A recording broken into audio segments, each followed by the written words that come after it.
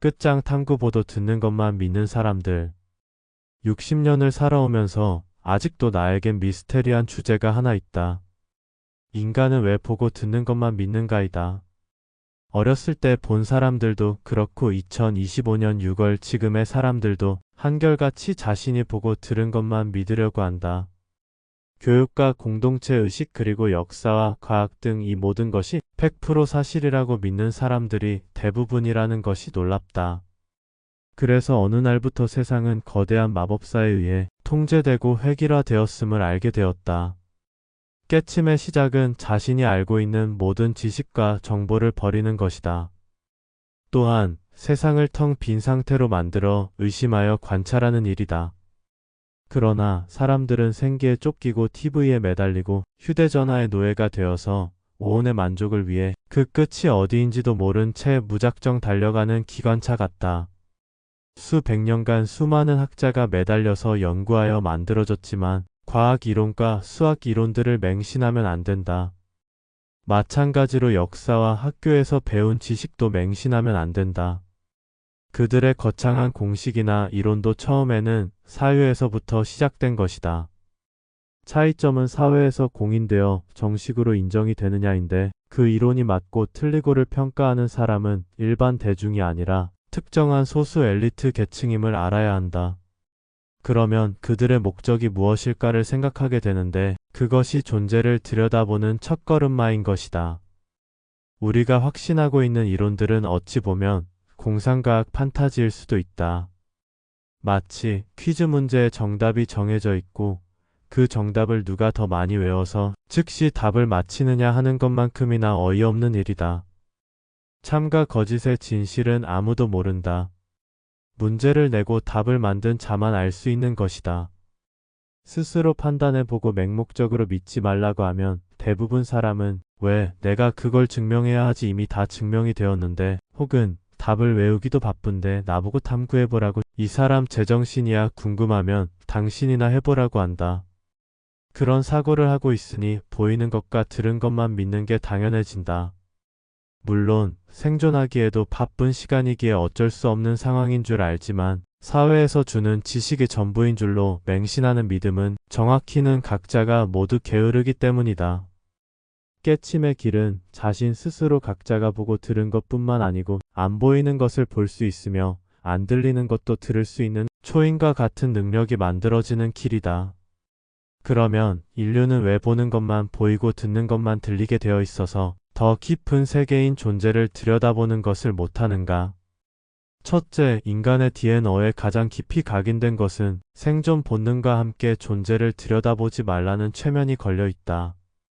즉, 존재를 들여다보면 피로감과 집중이 안 되도록 설계되어 있다. 둘째, 혼 프로그램이 존재를 들여다보는 것을 거부한다.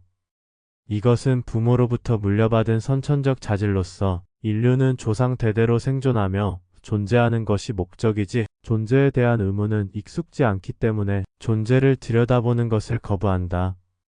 셋째, 교육과 사회 시스템이 존재를 못 들여다보게 한다. 암기하기도 바쁜 시간인데 스스로 원리를 어떻게 사려 하겠는가? 또한 생계유지도 바쁜데 존재를 들여다보는 일까지 하라고 하면 차라리 모든 것을 그만두겠다고 할 것이다. 그러니 존재를 들여다보기는커녕 모든 의무는 사라지고 사회에서 제시해주는 정답만을 쫓아가기도 바쁘다.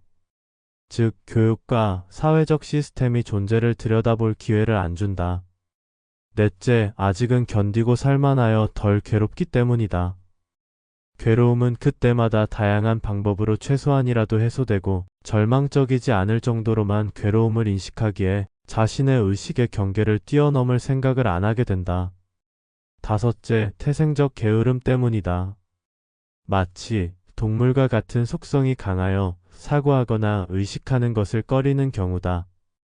오온에 충실하여 주어지는 사고 이상은 생각하지 않는다.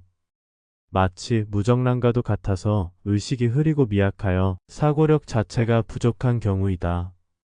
이렇게 존재를 들여다볼 수 없어서 보이는 것만 보고 듣는 것만 듣는 5가지 이유를 알아보았다.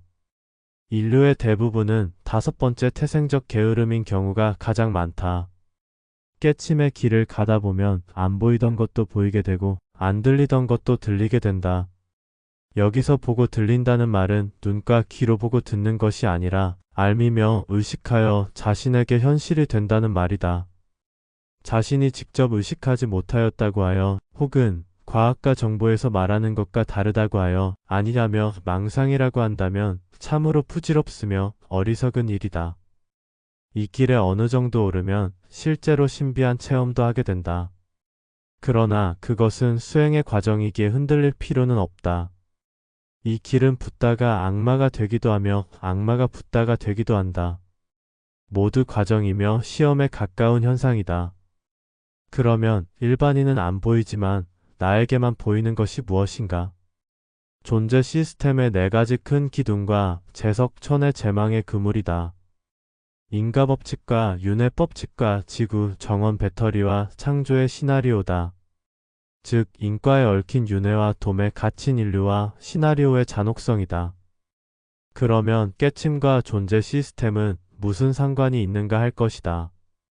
단 하나, 존재 시스템을 알게 되면 존재하고자 하는 모든 미련이 실제로 사라지기 때문이다. 즉 해탈의 상태에서 존재 시스템을 알게 되면 완전한 부여 열반으로의 문이 열리기 때문이다. 영혼과 신 그리고 관리자와 감시자, 그 외 등등 눈에 안 보인다고 하여 없는 것이 아니다. 깨침의 길을 가면 안 보려 해도 보이게 된다. 다만 무시하여 관여하지 않을 뿐이다.